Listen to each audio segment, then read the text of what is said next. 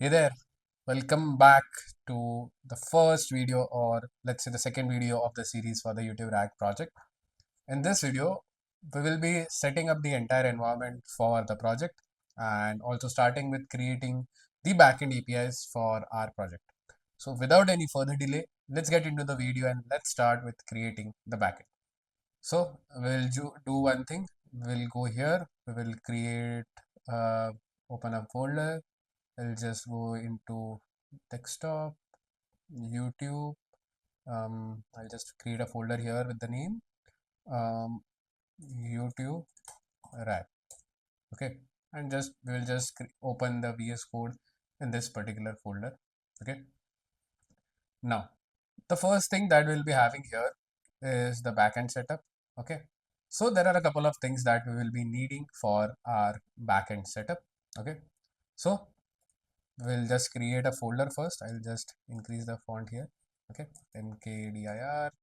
Now we'll create the folder with the name server. Okay, get inside server, and then the next step is to initialize some package.json file. We'll write npm init -y.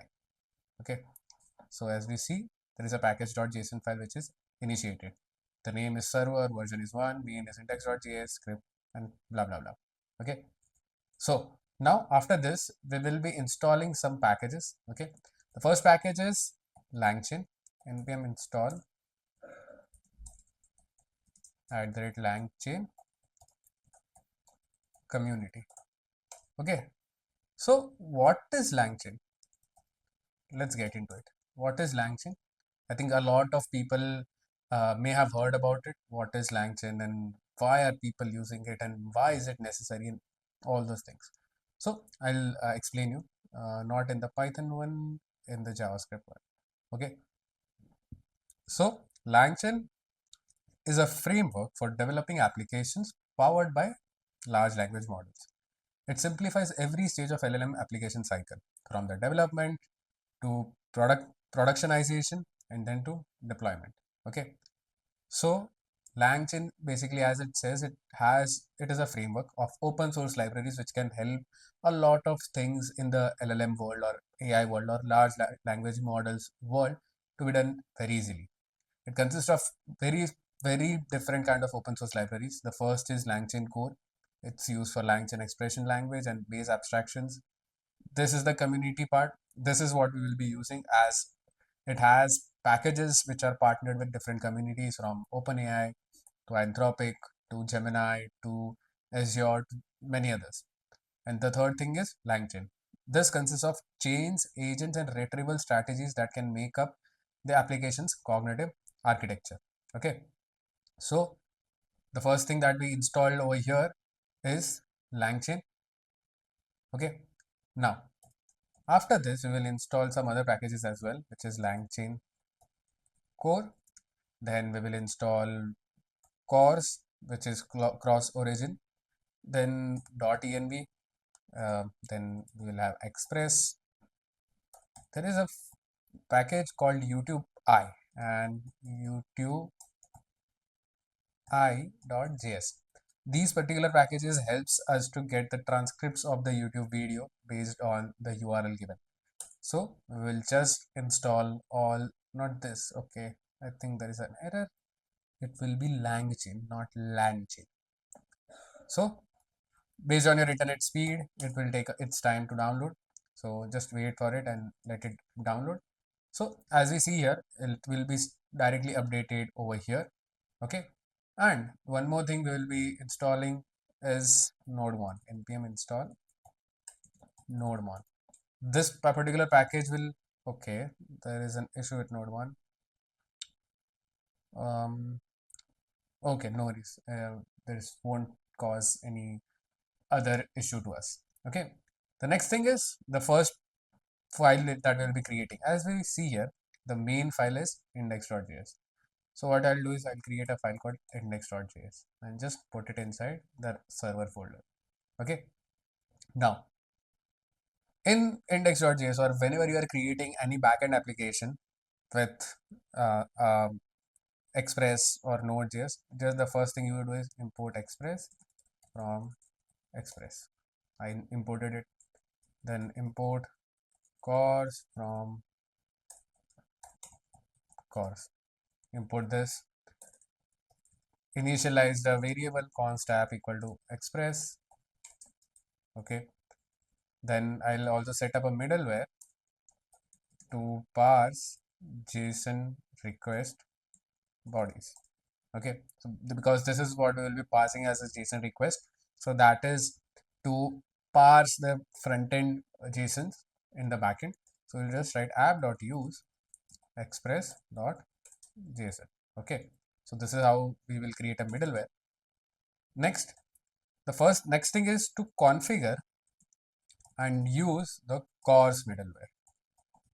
Okay, basically what happens is whenever we are creating a front end application, to access the backend, we need to pass the URL of the front end in the backend server, so that that particular URL only has the access to the backend server. Otherwise, if you are creating a server and integrating it to a front end website, what will happen is the API won't get called, or the API won't execute. The reason being that it will have the core setup. So there are some options that we will be creating. Const cors options equals the origin. The first thing is the origin. What is the origin that will be passing? Since we are using Vite.js, the port on which Vite.js works is localhost 5173.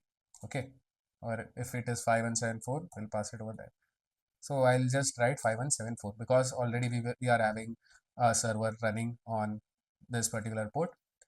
Next, what are the methods that we'll be passing? Now pause this video and let me know in the comment section what are the different API methods that we will do. If you are if you have written these methods, then you are right.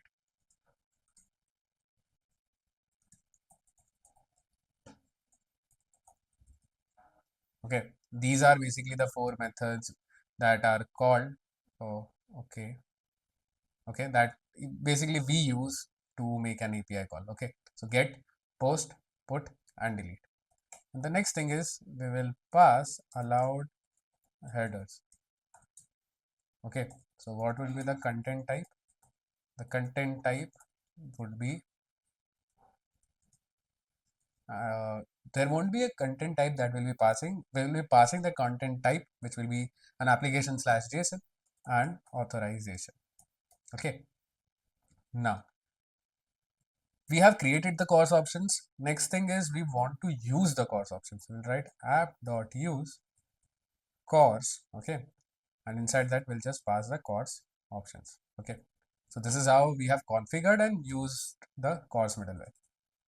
So now let's do a basic testing. Let's run this particular server on localhost 7000. Okay, and if it is running successfully, just print on the console.log server is running on port 7000.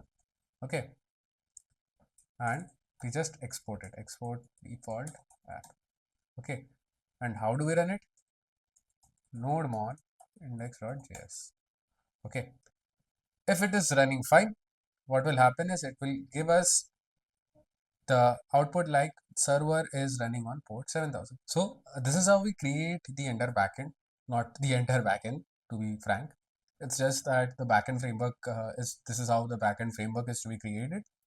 And now let's get into getting the Supabase IDs and Supabase configurations for our particular project. So let's do one thing. I'll log in with coding Adda's account. I'll just go to supabase.com. I'll create on dashboard, new organization, coding Adda YT. I'll just keep the name as coding Adda YT, create organization. Okay, I'll just increase this, suggest a strong password. Okay, copy. Guys, don't use my password. Okay, so I'll just select Mumbai and create a new project. So this is how we create a new project. Okay, and inside that there are a couple of things that we need to do. So if we go into projects, okay, the next thing is we'll have to just get the API keys. Okay, there are two things. One is the Supabase key and Supabase URL. Okay, so what we'll do here is we'll go to .env.